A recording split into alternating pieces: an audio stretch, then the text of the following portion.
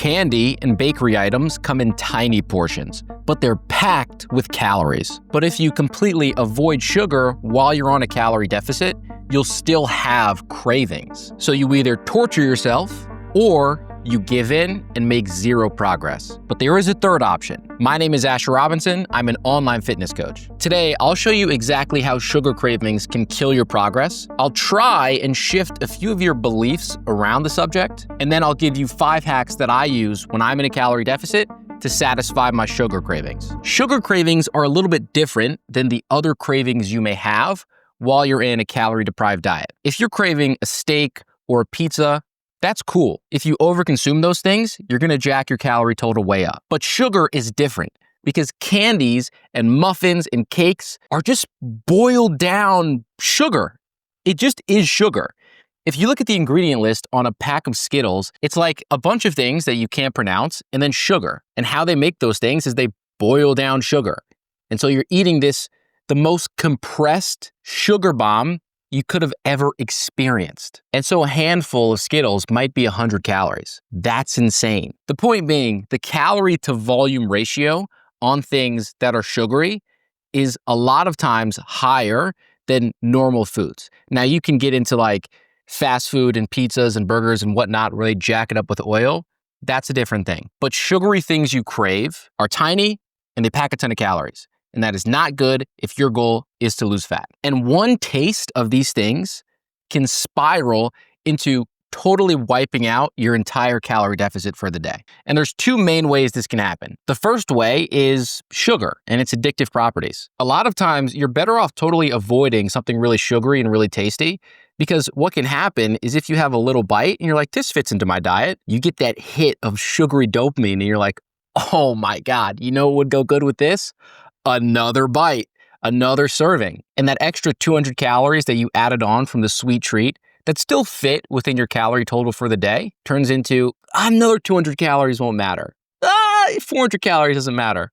And then you wipe out your entire deficit for the day and you're back at square one. The other way this can happen, and this happens to me very often, is once you set what you're gonna eat for the day, as soon as you divert from that a little bit, you get this sunken cost way of thinking, where it's like, I'm already not eating perfect.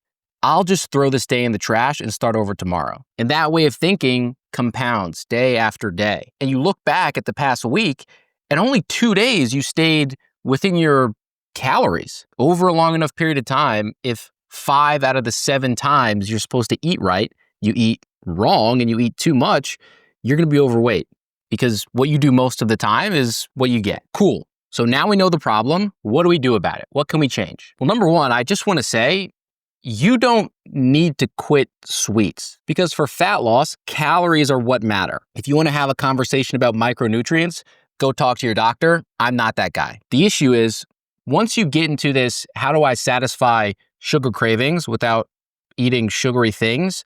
There's so many schools of thought that it's overwhelming and it's confusing, because you scroll on Instagram and one guy tells you drink diet soda because it's 0 calories and that's a healthier choice. And then some other guy with his shirt off in aisle 17 is making a video pointing at diet soda saying aspartame will kill you, you're gonna die, eat raw liver. And if you don't know any better, you go, these 2 guys just told me the exact opposite thing. So who do I follow? I only help one type of person, the type of person that wants to go from an out of shape, overweight body to an in shape within a healthy weight body. And you do that by losing fat. And to lose fat, you have to be in a calorie deficit. And so a big question you might have on this subject is, are 0 calorie sweeteners or artificial sugars healthy? Healthy is subjective and it doesn't really mean anything. If you ask 10 different people, they'll give you 10 different answers. It's all context dependent. And so if you're overweight and your goal is to get a 6-pack or lose some weight or lose some body fat, instead of thinking, is this healthy? Think, is this in line with my goals? Not how can I eat healthier? You just think, how can I eat in line with my goals? And then it becomes much less overwhelming and much less restrictive too. And now the last thing I want to touch on before I get into the hacks that I use is that methods will beat willpower every single time. Again, I just want to reframe how you think a little bit. Do you want to go from 300 pounds to 200 pounds, or do you want to build willpower? If you want to build willpower, Go on YouTube and search up David Goggins and watch a motivational video. If you want to lose weight, you're in the right place. If you can make it so that you're eating in a way that is in line with your goals, with as few restrictions as possible, meaning this is your baseline and you just have to put in a tiny bit more effort to eat in line with your goals. Do you think you're more likely or less likely to stick with it? More likely, right? I mean, if this was your baseline and you had to go all the way up here, how long are you going to stick with it for? Not very long.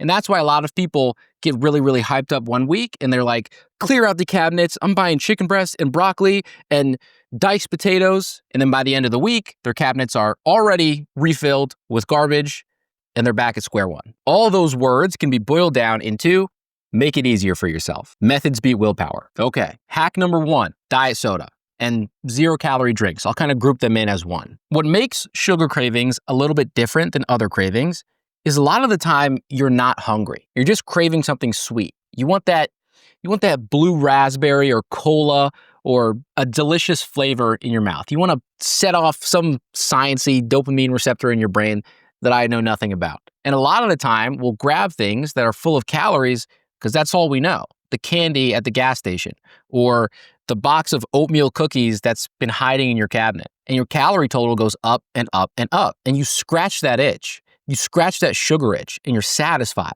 And that's the main thing we were going after. We wanted to scratch that itch. So if we can do that without increasing our total daily calories, that's a good thing. And that's what diet soda and 0-calorie drinks allow you to do. And if you have a fear of aspartame, which is the thing that's in most diet sodas that people tell you to stay away from, that's fine. You can do 2 things. You can get a diet soda without aspartame. Yes, they have those. Or number 2, you can think a little bit more reasonably. There are so many studies on PubMed, which is what's commonly used to cite evidence-based whatever in the fitness community, where doctors run studies. I'm sure I could pull up a few PubMed articles that say aspartame is only unsafe in this egregious amount, but I'm not a doctor. And so I'll tell you my personal experience. Aspartame disrupts your gut at very high doses. For me to notice this disruption in my gut, I had to drink over a gallon of 0-calorie lemonade by Crystal Light. Yes, I drank that much. I drank a gallon of it. And my stomach was like, oh, not a good idea. And so I stopped drinking that much. And ever since, I've been fine. I have 1 or 2 or 3 energy drinks that are 0 calories and I'm fine. So very, very practical advice is just don't overdo it. You're craving something sweet, drive to the store, get a Diet Coke, drive home. Hack number 2, sugar-free gum. I don't chew gum anymore because I always have a nicotine pouch in, but before I was 21, before I did nicotine pouches, I always had gum. Trident has fruity flavors and it's delicious. And it's 0 calories and it cleans your teeth. Do I need to say anything else? Hack number 3, brush your teeth. A lot of people, myself included, get the most cravings at night. Now, if you've already eaten all of your food for the day and you're just sitting there in bed, rotting away, you might be really tempted to go grab something delicious. But would you be a little bit less tempted if you had already brushed your teeth for the night? You don't want to brush your teeth again, do you? And after brushing your teeth, you probably don't want something sweet. We all know the feeling of brushing your teeth in the morning and having a glass of orange juice. It's gross, and some studies show that mint or exposure to mint can modulate your appetite, whatever that means. If you have mint, you're less likely to overeat. You got a fresh palate. You don't want to ruin it. Makes sense in my head, makes sense in my personal experience. Hack number 4 is to eat fruit. If you've tried drinking diet soda and you've tried chewing sugar-free gum and you've tried brushing your teeth, but you're actually hungry for something sweet, eat fruit. Candy tastes better than fruit. In my opinion, you'd probably agree to. A slice of chocolate cake, better than an apple. But once you're a few days or a few weeks into your calorie-restricted diet, your taste buds are a little bit out of whack. That chicken breast that you dreaded eating starts to taste pretty fucking good when you're hungry. And the same thing goes with fruit. A crisp Granny Smith apple or a fresh kiwi. It's like, oh, it's tart, it's sweet, it's delicious, and I don't feel like a piece of shit after eating it because I'm still in line with my goals. Fruits are very low in calories compared to the things that you're craving. The reason why, they're filled with, I don't know, minerals, vitamins, whatever, but fruit is very high in water. And so the amount of volume you get for the amount of calories is very favorable to your goals. And so you get full, you scratch the sweetness itch, and you don't feel like a schmuck after devouring 3 Granny Smith apples at 11 o'clock at night. And hack number 5 is after you've tried everything, you still want candy or cake or a muffin or some garbage from 7-Eleven. Do not test yourself. Do not buy a giant platter of cheesecake sliced up perfectly and put it in your fridge. Do not put sweet, delicious things in your cabinet because you will rummage through them and eat a week's worth of candy in a day. I know, I've been there. But if you actually want something real and you've tried hacks 1 through 4 and you think nothing's gonna make this craving go away, then a pack of Skittles. Get in your car, drive to the store, buy 1 pack of normal size Skittles and drive home and then eat it. It would be impossible to overeat this sweet thing if you finish the bag and it's empty and it's in the trash. You have no more. There's no more in your cabinets. There's no more good stuff in your fridge. You've satisfied your sweet tooth. Now you're done. To get more, you'd have to do what? You'd have to get back into your car. You'd have to drive back to the store. You'd have to drive back home, open it, eat it. So by putting these barriers in place, by not holding this stuff in your house in family-sized amounts, you make it that bit easier to stick with what you know you should be eating.